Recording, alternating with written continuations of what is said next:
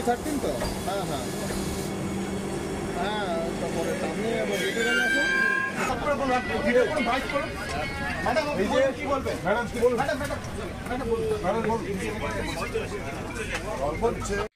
ভারতে যে সকল বন্দে ভারত এক্সপ্রেস ট্রেন যাতায়াত করে সেই সকল ট্রেনের মধ্যে একটি ট্রেন হল হাওড়া নিউ জলপাইগুড়ি হাওড়া। এটি পশ্চিমবঙ্গের প্রথম বন্দে ভারত এক্সপ্রেস। তবে এই বন্দে ভারত এক্সপ্রেস ট্রেনে এবার চড়ার নতুন অভিজ্ঞতা পেলেন যাত্রীরা। এবার ট্রেনের ভিতরেই রীতিমতো তুমুল বৃষ্টির মুখোমুখি হতে হলো যাত্রীদের। পরিস্থিতি এমন জায়গায় পৌঁছায় যে যাত্রীদের ছাতা মাথায় সিটে বসে থাকতে হয়। বন্দে ভারত এক্সপ্রেস ট্রেনের কামরার ভিতর এমন তুমুল বৃষ্টির ঘটনাটি ঘটেছে মঙ্গলবার রাতে। নিউ জলপাইগুড়ি থেকে হাওড়া বন্দে ভারত এক্সপ্রেস ট্রেনটি C13 কামরায় এমন ঘটনাটি ঘটে। ওই কামরার মধ্যে এসি বিকল হয়ে যাওয়ার ফলে কামরার মধ্যেই বৃষ্টির মতো জল পড়তে শুরু করে। পরিস্থিতি এমন জায়গায় পৌঁছায় যে যাত্রীদের কামরার মধ্যে ছাতা ফুটিয়ে বসে থাকতে হয়। ঘটনার পরিপ্রেক্ষিতে চরম ক্ষুব্ধ হয়ে ওঠেন যাত্রীরা।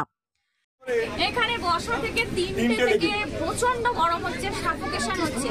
তো উনি বলছেন এসে উনি নাকি এখানে চেক করেন এসি। কালকেও হয়েছে একই প্রবলেম, আজকেও হয়েছে। উনি চেক করছেন 31 ডিগ্রি টেম্পারেচার দেখাচ্ছে, আর বাড়িয়ে যাচ্ছেন করেই যাচ্ছেন, বলছেন ধৈর্য ধরে বসুন, ধৈর্য ধরে বসুন। জল পড়ছে আপনাদের উপর? জল পড়ছে নাকি? অসুবিধা হচ্ছে? অসুবিধা হচ্ছে? অসুবিধা হচ্ছে, ট্রেনটা ছাড়লেই টেম্পারেচার বাচ্চা আছে তাকে। আসলে আমরা 3টার সময় ট্রেনে উঠলাম, ওটার পর থেকে কুলিং সিস্টেম একদমই খারাপ ছিল। আমরা সেটা বুঝতে পারিনি। আধ ঘন্টা পর আমরা যখন বুঝতে পারলাম যে আমাদের গা ঘামছে, তখন আমরা কমপ্লেন করলাম। কিন্তু কমপ্লেন করার পর যে দুজন এলো তারা আমাদের আধ ঘন্টা বলে বলে সেই জায়গাটাকে আজকে এতক্ষণ নিয়ে এলো। তারপরে ঠান্ডা না হওয়ার সঙ্গে সঙ্গে আস্তে শুরু হলো, এই জায়গাগুলো থেকে জল পড়া শুরু হলো।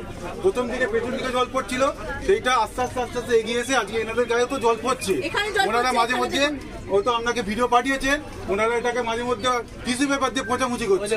এটা কি এসির কারণে না বৃষ্টির কারণে? এটা এসির কারণে।